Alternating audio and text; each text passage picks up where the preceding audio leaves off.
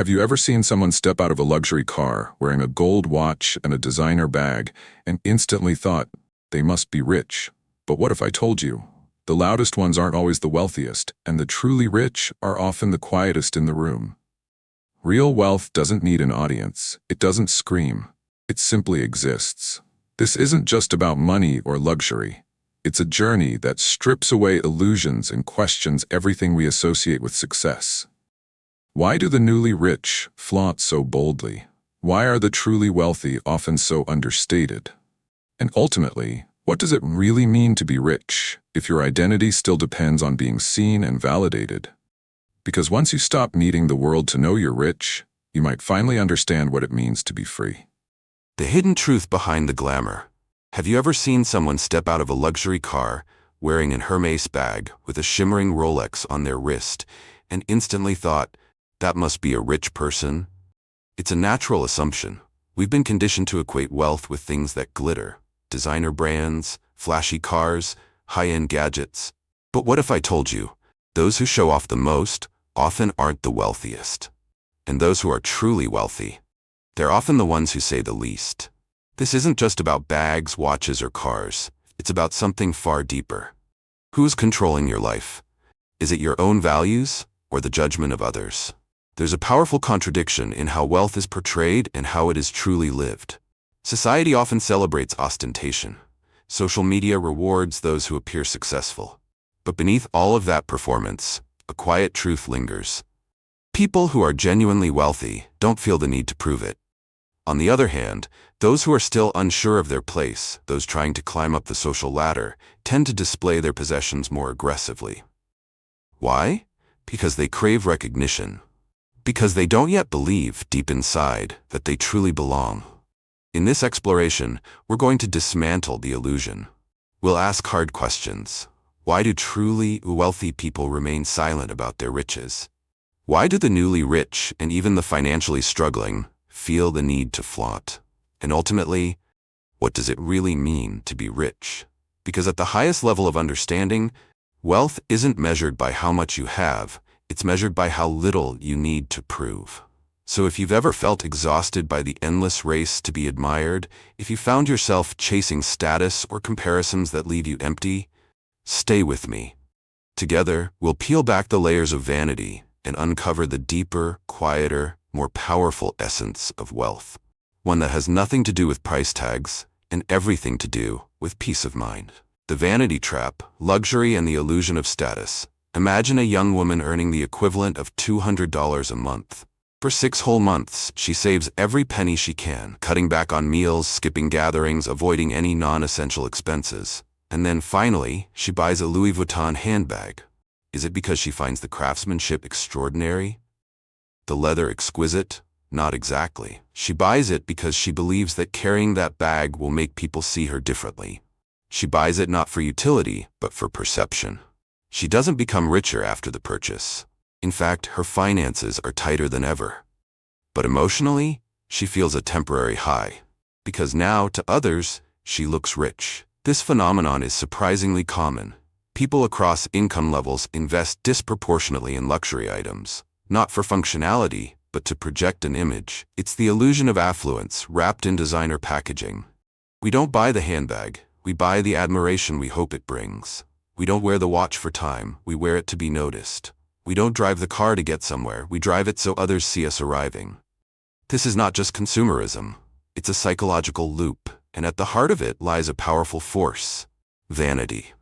In a culture obsessed with appearances, vanity is not just tolerated, it's incentivized. Social media platforms reward the most curated, glamorous versions of ourselves. A fancy restaurant meal, a designer outfit, a first-class ticket, these aren't just experiences anymore. They're content. Every like, every comment, every OMG goals becomes validation. And like any addictive substance, we start to crave that validation more than the thing itself. This is why you see people who can barely make rent sharing designer bags for photo shoots. Why entire industries exist to rent luxury goods by the hour, for weddings, birthdays, or just Instagram posts. Because in this age, appearing wealthy often matters more than being financially secure. But here's the painful twist. The more we spend to appear rich, the poorer we actually become. The woman who spent half a year's salary on a handbag? She's not wealthier now, she's deeper in scarcity. The man who bought a luxury car on credit? He may be admired from the outside, but inside, he's stressed by monthly payments he can barely cover. This isn't just a personal problem. It's a cultural one. We've normalized this kind of performative wealth. We reward the illusion, even when it drains people emotionally and financially. And for what? To be admired by strangers? To impress people who don't know us and won't be there when the bills come due? It's a heavy price to pay for hollow praise. What's most alarming is that this kind of behavior isn't limited to those struggling financially. Even among the moderately successful or upwardly mobile, there's a relentless urge to display proof of their new status. Because somewhere inside, they still fear being seen as ordinary. And that fear drives them to chase symbols instead of substance. They don't wear luxury to enjoy it. They wear it to escape their own insecurities. They don't flaunt wealth because they're confident. They flaunt because they're still seeking permission to feel worthy. And it works for a while, until the novelty fades, until someone richer appears, until the cycle begins again. This is the trap of vanity. It looks like success, but it feels like constant pressure. You're always chasing, always comparing, always proving. And worst of all, you become disconnected from yourself. You no longer buy things for joy, you buy them to keep up. You no longer live freely, you live for an audience. And in doing so, you sacrifice the most precious form of wealth, peace of mind. Because real wealth doesn't announce itself. It doesn't scream through logos or flash in selfies. It sits quietly in the background while you live fully in the present. The newly rich, hungry for recognition. There's a particular type of character that emerges in every booming economy. They're easy to recognize. Arriving in roaring supercars, flaunting watches that could pay for a house, and wearing head-to-toe designer labels so loudly branded that you can spot the logos from across the street. These are the newly rich. People who, just a few years ago, may have lived modestly, sometimes even in poverty, but who have since come into sudden wealth, perhaps from a business windfall, a lucky investment, or a booming industry. And now, armed with money but not yet with emotional maturity around it, they step into the spotlight. But rather than walking quietly into their newfound success, they announce it to the world. And why wouldn't they? After all, they've made it. Right? The problem is, they don't feel like they've made it. Not yet. Not inside. And so they rely on external confirmation. They seek recognition, applause, and status, not from their own circles but from everyone. Every luxury item they buy, every extravagant party they throw, every social media post they share, it's not just consumption, it's a signal. A plea that says, look at me, see how far I've come, acknowledge my success. But beneath that shiny surface lies something fragile. The truth is, many of the newly rich are still emotionally tethered to their old identity, the one that was overlooked, underestimated, dismissed. They haven't yet built the internal confidence to feel truly worthy of their new position. And that's why they go out of their way to perform wealth. Because deep down, they still feel like imposters. There's a popular saying, people flaunt what they lack. But in this case, it's not money they lack, it's belonging. They may now have access to the high-end world, but they don't yet feel like they're part of it. And so they overcompensate by displaying everything they can afford, often all at once. The result is a kind of performative excess. Their outfits are plastered with brand logos. Their homes become shrines to opulence, designed not for comfort, but for show. Even their friendships and connections are curated, calculated to elevate their image. This is not luxury. It's anxiety wrapped in silk. It's not confidence. It's desperation disguised as status. Unlike those born into wealth, who often wear understated pieces and live in quiet comfort, the newly rich often feel the need to prove their wealth, over and over again. Because they haven't yet internalized it. They don't fully believe they belong. They fear being found out, as if someone might walk up to them, point a finger and say, you don't really belong here. And so they build armor out of possessions. Ironically, the people they're trying to impress the most, the old money elite, are usually the least impressed. To them, these flashy displays are signs of insecurity. Loudness, to them, is the opposite of elegance. The truth is, new wealth speaks loudly because it's still in disbelief. Old wealth whispers because it's already convinced. And yet we shouldn't mock or dismiss the newly rich. Their journey is real. Their success is valid. But what they truly need is not more luxury goods. It's more self-assurance. What they need is time. Time to adjust, to heal from past scarcity, to grow into their wealth emotionally. Because only then can they stop performing and start simply being. And when that happens, when the inner sense of worth catches up with the outer fortune, that's when wealth finally becomes real. True aristocrats, above the need for validation. If the newly rich are loud, flamboyant, and eager for recognition, then the true aristocrats, those who have lived in wealth for generations, are quite the opposite. They are composed, restrained, and often almost invisible. They do not scream wealth. In fact, unless you know what to look for, you might not even realize they are rich. Because for them, wealth isn't something to be flaunted, it's simply the backdrop of their lives. To them, wearing luxury is not about displaying logos or recognizable brands. It's about craftsmanship, heritage, quality, sometimes visible only to the trained eye. Their possessions don't carry loud statements. Instead, they whisper sophistication. Take for example the Birkin bag by Hermès. It's one of the most expensive and exclusive handbags in the world, often costing tens of thousands of dollars. Yet, to the untrained eye, it looks surprisingly simple. No oversized logo, no flashy colors, no glitter or sequins. Why? Because true luxury doesn't beg to be seen. It assumes you already know, and if you don't, that's fine, it wasn't meant for you. This is the essence of aristocratic thinking. They don't seek validation from the masses. They don't chase attention or praise. Their world operates on a different axis, where status is recognized quietly, subtly, by those who belong. You see, aristocracy is not just about wealth, it's about time. It's wealth that has had time to mature, to settle, to become part of a person's identity so deeply that they no longer feel the urge to prove it. For the aristocrat, a stranger's opinion carries little weight. They do not need the approval of someone outside their circle. They have long since outgrown that need. They are more concerned with being understood by their peers, those who share their values, upbringing, and cultural codes. A glance between two of them across a room can say everything. No need for introductions or performances. Their world is encoded in a language of taste, discretion, and nuance. To them, what's not said is often more important than what is. This is why they're often perceived as reserved or even aloof. It's not arrogance, it's certainty. They are certain of who they are, of where they come from, and of what they represent. And so they move differently. They drive reliable but understated cars. They wear well-tailored but anonymous clothing. They live in homes full of history rather than grandeur. They invest not in attention, but in legacy.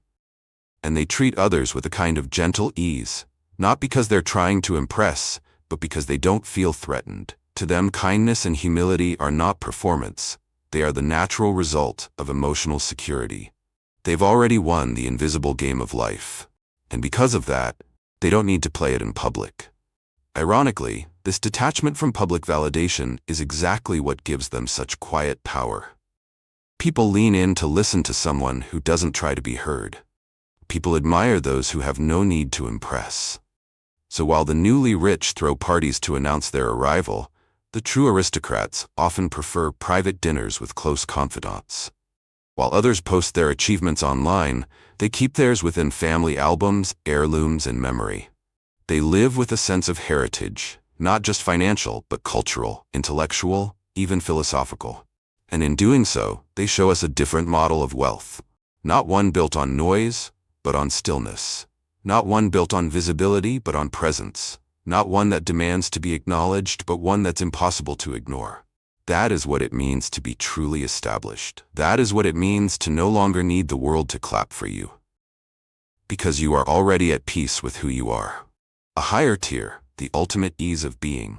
If the newly rich crave recognition, and the aristocrats live with quiet certainty, then there is yet another level, one that transcends wealth, legacy, and even status. It is the level of those who have achieved the highest form of freedom. They no longer measure their worth in material terms, nor do they seek recognition at all. These people don't belong to any particular class. They may come from wealth, or they may have built everything themselves. But what sets them apart isn't what they have. It's what they no longer need. They no longer need to be seen as rich.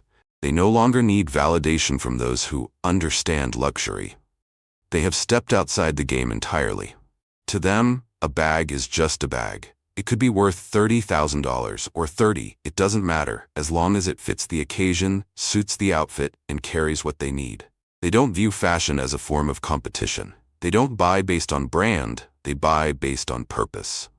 And above all, they don't assign moral or social value to possessions. You'll never hear them mock someone for using an inexpensive item, nor will they feel superior when holding something rare, because they know objects don't define people. Character does. They can wear a $10,000 watch one day and a $20 digital one the next and feel exactly the same. Not because they're trying to prove a point, but because they've moved beyond needing to prove anything. This kind of ease isn't born from ignorance. It's born from deep experience. In fact, this level of inner wealth is usually found in two types of people: those who have seen and had it all. These are the individuals who have lived through everything money can buy. They've stayed in the world's finest hotels. They've flown first class for years. They've driven exotic cars, worn custom suits, dined at Michelin-starred restaurants. They've tasted what the world defines as the best. But after enough repetition, the thrill fades. They begin to realize, at some point, luxury becomes just routine. $1,000 dinner? It's still just a meal. A $5,000 handbag? Still just something to hold your things. A private jet? A method of transportation. The extraordinary becomes ordinary, and eventually, it becomes irrelevant. At that point, these people begin to crave something else. Peace, simplicity, authenticity. They're no longer chasing novelty, they're seeking meaning. For them, eating street food under a tree can be just as joyful as a fine dining experience. Because the context doesn't matter as much as the content of their life, the people they're with, the time they spend, the way they feel. Their priorities shift from owning to being, from showing to feeling, from impressing to expressing. Those who deeply know themselves. The second group consists of people who might not be as outwardly affluent, but who possess something far more powerful: self-knowledge. They are emotionally rich, psychologically strong. They've spent years building inner clarity. And because of that, they don't need possessions to reinforce their identity. They already know who they are. They understand their values.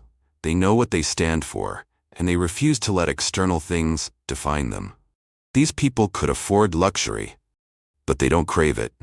They could indulge, but they'd rather choose what's meaningful.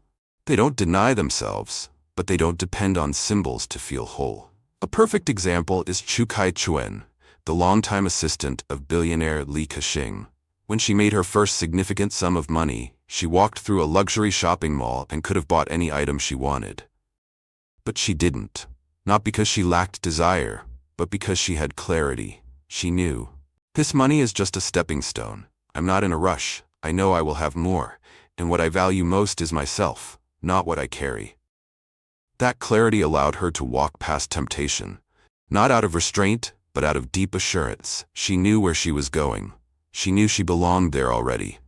And she didn't need a handbag to tell the world. The highest ease is the absence of proving. The highest tier of wealth isn't about what you have. It's about how little you need the world to clap for you. These people don't feel the urge to correct others' misunderstandings. They don't need you to know their net worth. They're not offended if someone underestimates them, because they're already grounded in truth, and no one else's opinion can add or subtract from it. They live lightly. They carry themselves simply. And in doing so, they reveal the deepest secret of all. The ultimate luxury is freedom, and the ultimate freedom is inner peace. Real-life stories that reveal the power of inner wealth. The ideas we've explored so far may sound idealistic, but they're not abstract theories. In fact, some of the most powerful examples of this deeper form of wealth, the kind rooted in emotional maturity and self-awareness, come straight from real life. They are the stories of people who had every reason to boast, but chose instead to live with quiet grace. People who didn't need the world to recognize their success, because they themselves had already internalized it. Let's begin with the story of Chu Kai-chuen, the longtime trusted aide of billionaire Li Ka-shing, one of Asia's wealthiest and most influential men. When she earned her first major bonus, a sum that would have made any professional feel proud, Chu walked into a luxury shopping mall filled with dazzling boutiques. She could afford any bag in sight. She could have made a statement, rewarded herself, proved to the world she had made it. But she didn't buy anything. It wasn't because she lacked desire or appreciation for beauty. It was because she had a powerful awareness. I know my value. I know my potential. This moment is just the beginning. Why rush to prove anything? She chose instead to carry a quiet sense of control, the kind that says, I'll get there, but I don't need to show the world right now. And in that decision, she revealed something rare, an inner stability that money cannot buy. Li Hongchun, a gesture of humility. Now let's go back in time to the story of Li Hongchun, a high-ranking government official in ancient China. On his way to handle official business, he decided to make a brief visit to his hometown to see his old teacher. He was dressed in full official robes, symbolizing power, prestige, and authority. But as he neared his teacher's home, he suddenly stopped. He realized that arriving in such grand attire would create unnecessary pressure for his former mentor. It would shift the tone of the visit, from warm reunion to formality. So he did something radical. He asked the gatekeeper for a set of ordinary clothes, changed out of his elaborate garments, and entered as a simple man. He didn't need his old teacher to admire his position. He just wanted to reconnect, with no barriers of status in between. That is the essence of true humility. Not pretending to be small, but choosing not to overwhelm others with your height. Not denying your success, but refusing to use it as a tool for dominance. The Singaporean investor who took the taxi. A personal friend of mine, a successful investor in Singapore, once shared something that stuck with me. Every day, he wears tailored suits, drives a luxury car, and deals with large financial institutions. But during school reunions, he does something different. He wears a plain t-shirt, he skips the sports car and takes a taxi. Why? He explained, most of my old classmates didn't grow up with the same privileges I had. I was lucky. My parents were first-generation entrepreneurs in Singapore. I don't want anyone to feel left out or inferior just because of how I arrive or what I wear. It wasn't self-deprecation. It was empathy. He wasn't hiding his success. He was making space for connection, human to human, without the noise of status in between. Haruki Murakami on quiet strength. In his acclaimed short story collection, Men Without Women, author Haruki Murakami offers a striking insight. A true gentleman never brags about how much tax he paid or how many women he has slept with. It's a subtle but piercing observation. Because what Murakami points to is the deep insecurity behind most boasting. The emotionally mature don't need to display achievements because they are secure in them. They are grounded in reality, not applause. Their strength lies not in what they show, but in what they no longer feel the need to show. The mystery guest at the elite event. Another friend, a researcher, once accompanied a colleague to a networking event for investors and startup founders in Shanghai. The room was buzzing with inflated conversations, everyone trying to one-up the next. My company's in pre-IPO. I just flew in from Dubai. Stayed in the Burj for a month. Bought a second villa last week. Sea view. Everyone was performing. Everyone was posturing. My friend's colleague, a quiet man, stood in a corner. He didn't say much. Until suddenly, the CEO of the hosting company walked up to him, smiled warmly and handed him a personal business card. He greeted him respectfully, thanked him for coming, and disappeared into the crowd. Immediately, the room shifted. Everyone started whispering, "Who is he?" Someone finally asked, and the man simply replied, "I'm just a researcher. We're working on a project that happens to overlap with theirs." What he didn't say, he was the lead scientist on an EU-funded biotech project projected to generate hundreds of millions in value. He was, quite literally, the most powerful person in the room. But he didn't need to prove it. Why? Because when you truly understand your worth, you don't need a microphone. Your presence speaks for you. The core principle, humility, is strength. Each of these stories shares a common thread. Those who carry real weight don't throw it around. Those who possess true value don't shout it. Those who are confident in who they are feel no urgency to be validated by others. Whether it's a billionaire's assistant declining to shop, a government official changing his clothes, or a successful investor choosing to look average for the sake of his friends, they all operate from a place of abundance. Not just financial abundance, but emotional, spiritual, and psychological wealth. They don't feel the need to create distance between themselves and others through status symbols. They build bridges through understanding, simplicity, and respect. And in doing so, they remind us of something essential. Being rich is not about how loudly you live, but how freely you do. Wealth is a state of mind, beyond external validation. There comes a point in life when you stop asking the world to define who you are. You no longer wait for applause. You no longer depend on praise. You no longer shape your identity based on how others respond to you. That's not indifference. That's liberation. It is the moment when wealth transforms from an external metric into an internal state. Because the truth is, the richest people aren't always the ones with the most money. They are the ones who no longer live to be evaluated. They are free. A man once said something powerful at a quiet dinner.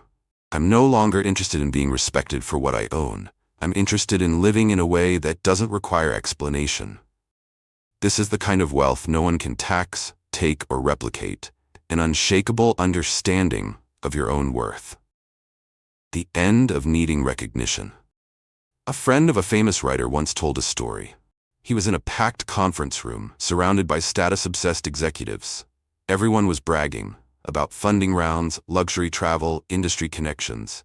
He stood in the corner, quietly listening. When the host, an elite business leader, walked over and thanked him personally, the entire room turned. Suddenly, everyone wanted to know who he was. He smiled and simply said, "I'm just working on a research project that intersects with their company." That's all. What he didn't mention was that he was the principal scientist behind a European tech project worth millions. He didn't need to say it. He knew who he was. He had no need to be seen, because he had already seen himself. That's when you realize the real shift. It's not about the world looking at you. It's about you no longer looking to the world to see you. The addiction to being seen. Social media has created a world where being seen has become a currency. Posts are curated, lives are edited, happiness is filtered. We post not to share, but to prove. We wear brands not to enjoy, but to be noticed. We live for the approval of others, one like at a time. But validation is addictive. The more we get it, the more we need it. And worse, the less we get, the more we question ourselves. This is why emotional wealth is so rare. Because it requires you to cut the cord, to stop needing applause, to no longer anchor your self-worth in reactions, comparisons, or commentary. It means knowing who you are and standing by it, quietly and confidently. The emotionally rich are rare. What makes these people different isn't just their mindset, it's the freedom that flows from it. They are not fragile when criticized. They are not inflated when praised. They are not defined by success. They are not undone by failure. They are centered. They can wear expensive clothes or simple ones. They can talk about their achievements or not mention them at all. They can succeed or lose and still remain calm. Because who they are is no longer tied to what they show. This is what wealth looks like. True wealth has no price tag. It is measured in peace, in dignity, in freedom from needing to be perceived a certain way. It's the ability to walk into a room and not wonder, do they think I'm successful? It's the comfort of knowing you're living in alignment with your values. It's the relief of having nothing to prove. Wealth is when your self-worth is no longer on the market. And when you reach that level, you're no longer chasing status. You're no longer reacting to doubt. You are simply living. And that is priceless. The social illness. Living for others' approval. What if we told you that one of the greatest psychological struggles today isn't poverty, nor even loneliness?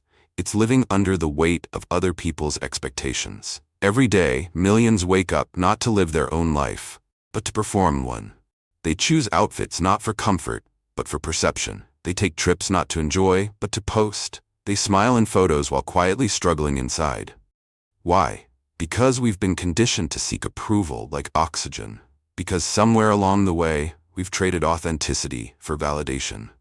In the TV series Black Mirror, one particular episode imagines a world where every individual constantly rates one another based on social interactions. Your score determines your social class. your access to housing, your ability to travel, even your friendships. It's exaggerated fiction, but not by much. In the age of likes, followers, and social algorithms, many of us live in a very similar emotional economy. We carefully curate our lives. We filter our images. We speak in tones that won't offend and craft captions that sound just right because we fear falling out of favor, because we've internalized the belief, if they don't like me, maybe I'm not enough. The problem with performance.